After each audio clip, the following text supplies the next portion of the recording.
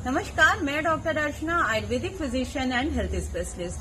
अगर आपको हाथ की उंगलियों को मोड़ने में तकलीफ होने लगी है या हाथ की कलाई में दर्द हो रहा है, सूजन आ रही है, पैर के अंगूठे में तकलीफ स्टार्ट हो गई है या एंकल्स में पेन हो रहा है, सूजन है, स्वेलिंग है, एड़ी में तकलीफ आ गई है या शोल्डर में तकलीफ आ गई है, तो यहाँ पे क्या प्रॉब्लम है, क्यों ऐसा होता है। बहुत से लोग जानते भी होंगे कि जब ब्लड में यूरिक एसिड की मात्रा बढ़ जाती है तो हमारे छोटे जोड़ इफेक्टिव होने लगते हैं, वहां विशेषकर तकलीफ होने लगती है, सुई की चुभोने जैसी पीड़ा होती है, सूजन हो सकती है और कभी कभी तकलीफ को अनदेखा करने से वहां पाक होने लगता है, मीन्स वो प्रॉब्लम बढ़ जाती है और वहां फिर अंग टेढ़ा मेढ़ा भी हो सकता है, मीन्स वहां की हड्डियां टेढ़ी हो सकती हैं और वहां से फिर आपको रिवर्स करने में प्रॉब्लम बहुत मुश्किल जाती है।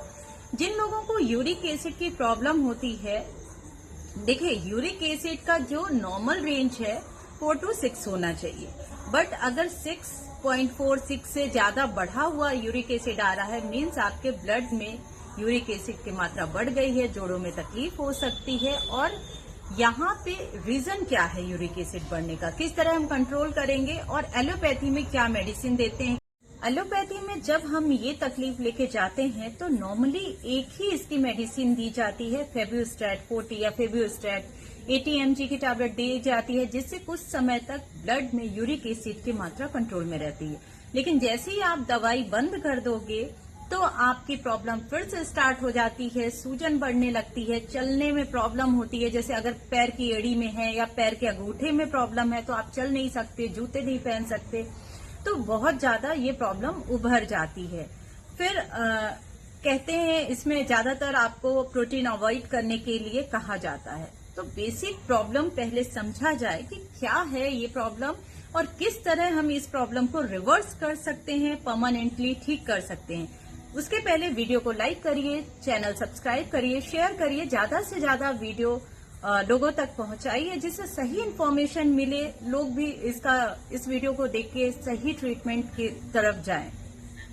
अब देखिए, आयुर्वेद में इसको वात रक्त से रिलेट किया गया है, चरक संहिता में इसको वात रक्त का दोष माना गया है। मीन्स यहाँ पे वात और रक्त दोनों दूषित होते हैं। तो जब शरीर में वायु बढ़ जाती है, वायु बढ़ते बढ़ते शरीर में जब पूरे जगह गमन करती है, मतलब चलती है, और रक्त दूषित हो जाता है, अब वायु और रक्त मिलकर वायु और रक्त जब गमन करते हुए छोटी हड्डियों में प्रवेश करते हैं, जैसे अंगूठे में हो गया, उंगलियों की हड्डियों में हो गया, कलाई की हड्डी में हो गया, एंकल्स में हो गया, तो यहाँ पे इनको निकलने का मार्ग नहीं मिलता और ये यहीं पे रुक के शोफ पैदा कर देते हैं। शोफ यानी स्वेलिंग, जो आयुर्वेद में शोफ से रिलेट किया गया है, दाह यानी जलन और पाक यानी पकने लगता है। और इस तरह प्रॉब्लम इतनी बढ़ जाती है कि आप रोजमर्रा के काम करने में असमर्थ हो जाते हैं।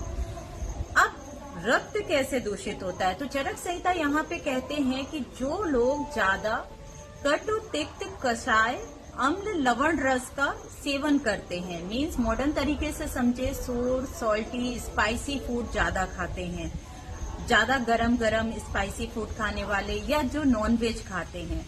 वैसे यहाँ पे प्रोटीन स्पेशली अवॉइड करने को कहा गया है, लेकिन प्रोटीन के साथ साथ आप ये जरूर ध्यान दें कि सोर स्पाइसी और सॉल्टी फूड आपको नहीं लेना है, तो ये आपके लिए ज्यादा हितकर होगा।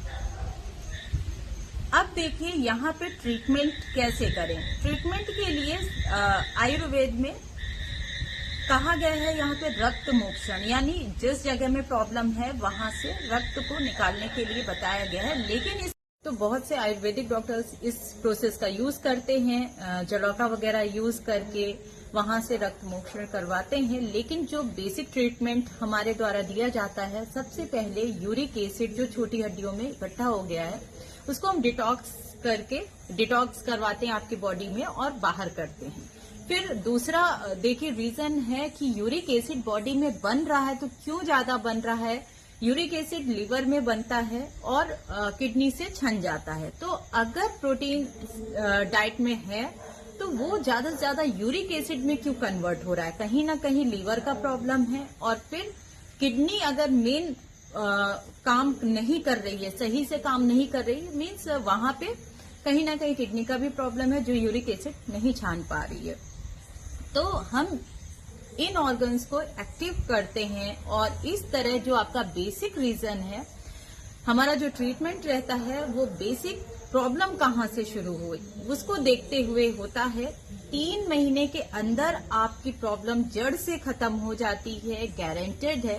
कैसा भी पेशेंट हो, कितने साल का भी पेशेंट हो, बहुत पुराना अगर रोगी है तो 6 महीने तक भी टाइम लग जाता है, लेकिन 100% ये प्रॉब्लम कंट्रोल हो जाती है। फिर उसके बाद आप प्रोटीन लीजिए, डाइट में दाल खाइए, अंडे खाइए, कोई प्रॉब्लम नहीं होती है जब एक बार आपका ट्रीटमेंट हो जाता है।